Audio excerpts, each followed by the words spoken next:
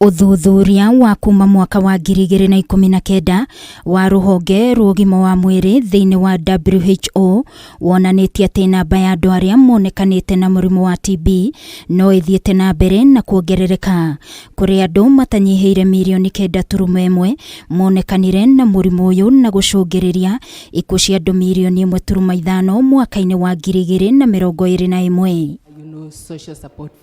Guku bururi-ini uthuthuria wa mwaka wa 2016 wonanĩtie atĩ o harĩ andũ 100 andũ 558 nĩmonekanaga na mũrimũ ũyũ thutha wa gũtabanĩrio ithimi. We have a global target whereby by 2035 we should have at least 95% reduction of TB and a zero transmission.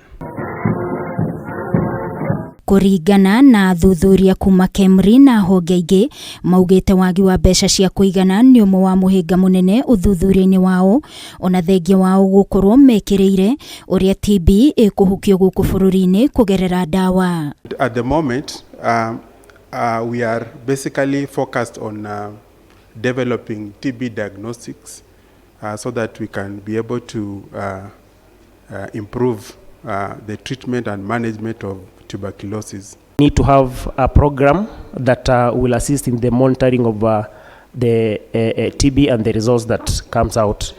It's because this is what determine on the treatment and the follow-up of the patients when it comes to treatment. Athuthuria ya maugĩte muthemba wa TB ĩrĩa ĩtaiguaga ndawa nĩguo hatĩrĩirie bũrũri na njĩra nene, rĩu makĩendekithia gũkorwo arĩ o mũhaka gũthimwo TB kũrĩ andũ arĩa marĩ na mũrimũ wa mũkingo na oho mũingĩ ũheo mathomo ma kuigana. We need to have a prevalence survey to identify those species causing TB for better understanding of the transmission dynamics. Then the last crucial recommendation is that we need a diagnostic tool. Previously treated TB are actually more than the new cases. So in our study, which means we have the active community transmission of a new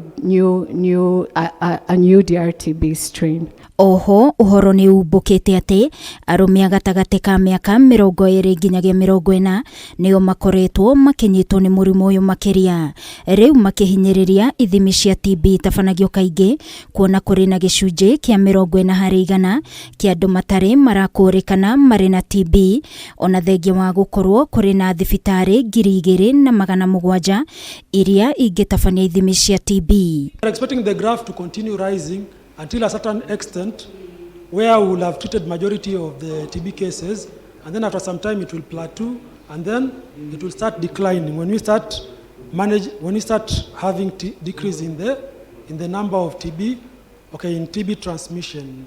So that is actually what we are expecting in the program. Ngĩribotera KeMRI TV ni njĩtagwo Wagi wa Mwiruri.